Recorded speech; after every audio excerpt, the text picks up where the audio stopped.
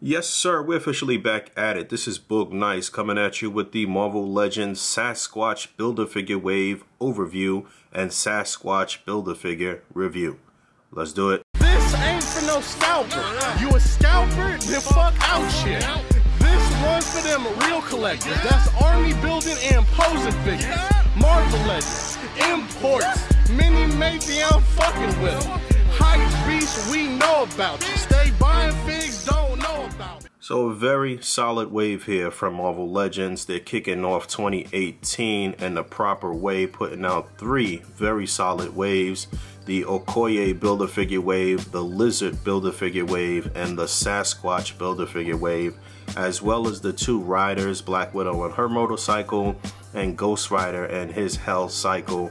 So the year has been chock full of releases from Marvel Legends, and it doesn't seem like they're gonna let up. If you are watching this overview on the day that it is released, which is Saturday, February 24th, 2018, you should pause this video, check the description below. There's 2 things in particular that I want you to see. The first of 2 is GoFundMe, a link for a GoFundMe for my man Derek Barecki.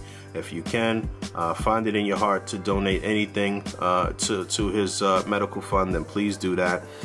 If you want to take it a step further, then right below that there is a link for a drawing for this entire wave. For the 7 figures that you need to complete the Sasquatch Build-A-Figure, you can enter the drawing for as little as $6, and maybe you can win the full wave, and those proceeds will also go to Derek Barecki's GoFundMe. So you can donate directly to the GoFundMe and skip out on a drawing, or you can donate to the GoFundMe and get in on the drawing and do a double donation in hopes of possibly winning this wave. So if you haven't checked out each individual review for all of the figures in this wave, I did put up reviews for all of them except Gray Deadpool that you see here in the middle, because I reviewed him previously when the HasCon version released. But left to right, Paladin, solid figure, probably a sleeper figure from the wave because it's more like a C or D character, so too many people don't really know about him or care about him, but it is a solid offering. Deathlock, definitely one of my favorites from the wave. He came out very, very nice. One I would highly recommend. I really don't have too many issues with this guy at all. Domino, at least they picked a good buck for her. You know my you know my gripes with the female figures from Marvel Legends is that they just don't have enough articulation, but they did pick one of the bucks that is a bit more articulated than some of the others, and she looks very good. It's a very nice figure. Gray Deadpool is what it is, you know, Bucky Cap mold. It's nice that we got an X-Force version. X-23 is a very nice looking figure, but the lack of articulation leaves a bit to be desired, but she looks great. Cable is probably my favorite figure out of the wave. If you saw my review, you saw how highly praised he was, and this is just a great figure. This is one to definitely have from this wave. If you're not interested in completing the BAF, you gotta pick up Cable, no question about it. And the Red Deadpool is a fun figure. This is the best Deadpool that we have from Marvel Legends, in my opinion. I think he's knocked out the Juggernaut Build-A-Figure Wave version. Very fun to mess around with. The posability is great. The color is great. Not too many paint imperfections, any problems with this figure. So a very solid wave overall. Let's get into Sasquatch. So taking a closer look at Walter Lankowski, aka Sasquatch here, and this figure came out very nice. Originally, seeing him and seeing pictures and even seeing him at HasCon, I don't know, I was kind of iffy. I didn't really like how the hands were done, or not that I didn't like them, I just wanted more options with the hands, to be able to have 2 fists and 2 open hands. I really wish that was an option. You can actually pop these hands out, but you know, there's really nothing similar to this that we've gotten so far where you can kind of do a swap, and you would definitely need to do some painting. But anyway, I think most people recognize and know Sasquatch from his membership with Alpha Flight. But in more modern times, he was a member of Omega Flight. This was a short-lived little team, and I really wish that we could actually get the figures to complete that team. We did get a US agent at some point, but I think we definitely need an updated, really good US agent. And you know, I'd love to see them expand on Omega Flight, but I know a lot of Marvel purist and old school cats to say we need to get Alpha Flight done first, and I'm not opposed to that for sure. So this guy's a scientist. He's gamma powered. He's able to change back and forth from his normal human form to this sort of massive hulking beast that you see here, and obviously he has super strength and durability and a regenerative healing factor and all of that good stuff. So the sculpt and the design on this guy is very good. I'm not sure who over at Legends sculpted this guy, but he came out very nice. No question about it that this is a huge improvement on the Toy Biz Sasquatch that we got. Much better figure. I'll be breaking him out shortly. They did a good job as far as the articulation, and he's massive. It's a big Build-A-Figure, which is something that a lot of Legends collectors have been complaining about and saying that they want Hasbro to do more larger Build-A-Figures. But I do believe that he could have still been just a tad bit taller. Paintwork and the shading on this guy is pretty nice, man. They did a really good job of giving him a two-tone sort of look and making some areas, really bringing out some areas of the fur and making it look, you know, a little dirty, I guess. And, you know, some of these darker spots here on the back really bring out all of the back muscles and stuff like that. And it's darker here on this butt area. And this looks very, very good, man. I think they did a really good job on this guy as far as the paint work. I don't see really any paint imperfections. They went ahead and painted his nails, and that's something that Hasbro has absolutely neglected to do on some of the bigger figures. They did it on his feet and his hands. So they went the distance here, man. I believe that I remember Dwight saying that he sculpted this figure. Don't quote me on that, but I think he said that in his interview when I interviewed him at HasCon. I'm gonna have to go back and look at the video, but taking a look at his articulation, I think he has a really good range of motion, especially for a bigger figure. I wanted to take off the head for a second just to show you how it does connect to the upper torso. So they made it where the peg really digs down in there, and because of that, you actually get a really nice range of motion on the head. He'll look down just that far, he'll look up that far, but it'll still turn left to right. And oftentimes with some of these bigger figures, you can't really get them to turn left and right. You know, he's not going to get the best range looking up, but because of the ab articulation, upper torso articulation, you can still get him to kind of look like he's looking up, and you can definitely get him looking down on some of the smaller figures that you pair him up with. This fur on the back is a separate sculpted piece, so if you wanted to pull that off, I guess for whatever reason you could. Shoulders are on a ball joint. They're going to come out. Oh, I just pulled that out, but yeah, they're going to come up pretty far.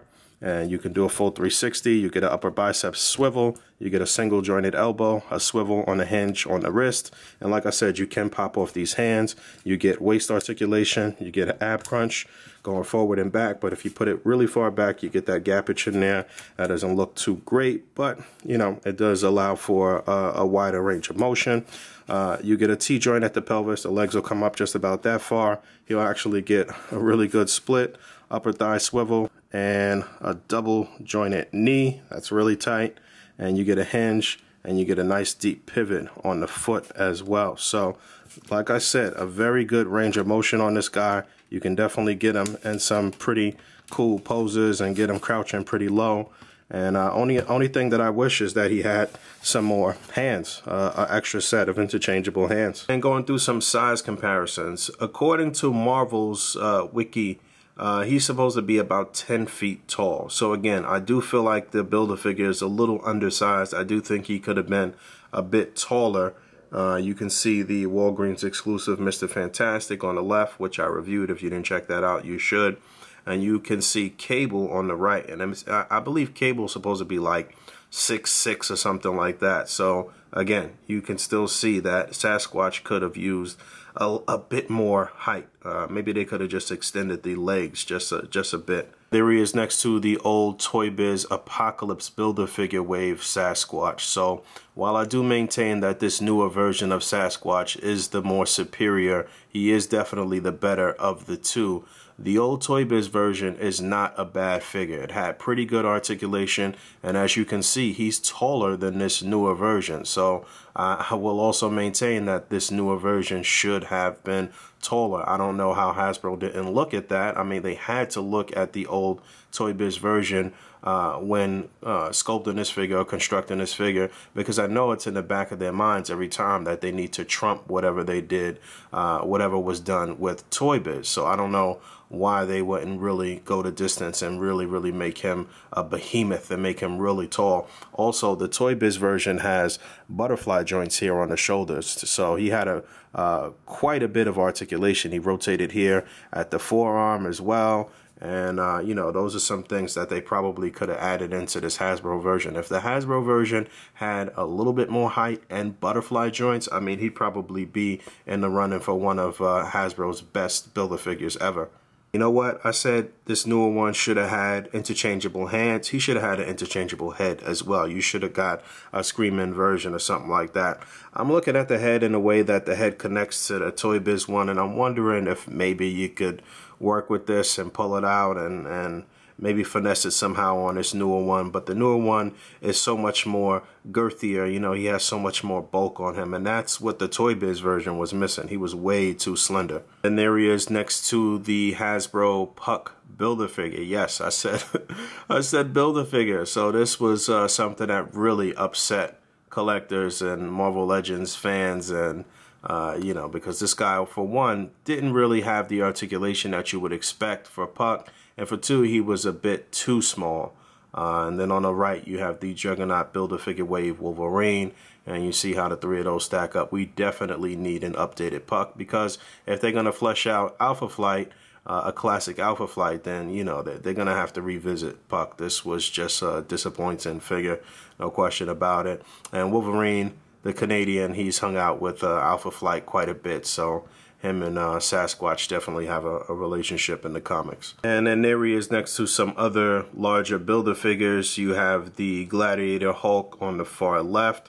And from what I remember from back in the day, Sasquatch was always taller than Hulk. I think Hulk is supposed to be about 8 feet or something like that, 8 or 9 feet. And like I mentioned earlier, Sasquatch is supposed to be about 10 feet. So while they both kind of maintain maybe the same girth, or maybe Hulk should be a little girthier, I do believe that Hulk is shorter than Sasquatch. And on the far right, you have the Rhino Build-A-Figure. So again, beating a dead horse here, but he should have definitely been taller.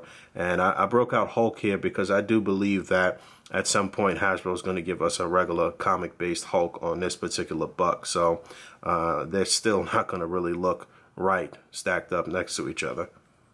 Alright, so that's pretty much it. Getting out of here. I got quite a few more things that I need to get done video-wise, some editing. I'm finishing up the Bluefin Tamashii Bandai interview with Rich, so that should be out later on.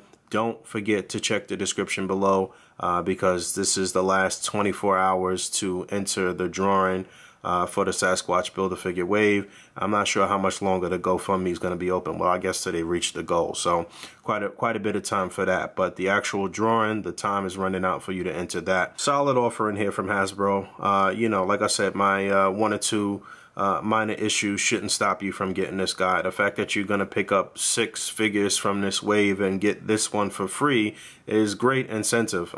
You know, I think this guy came out nice despite the fact that he doesn't have an extra set of interchangeable hands or interchangeable head, and the fact that he's a little on the short side. Aside from any of that, it still is a very good Build-A-Figure, and it is still a very solid wave overall. So one I would highly recommend.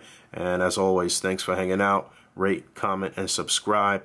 And until next time, peace.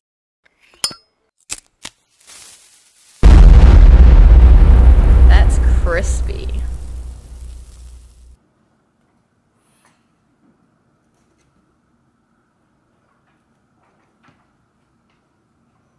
And you don't have to check because I'm already check Tuesday, Wednesday, Thursday. What do you mean I don't have to check it? Your mother not smarter than me. Let me see. She checked the calculator. When is the calculator? That proves my point.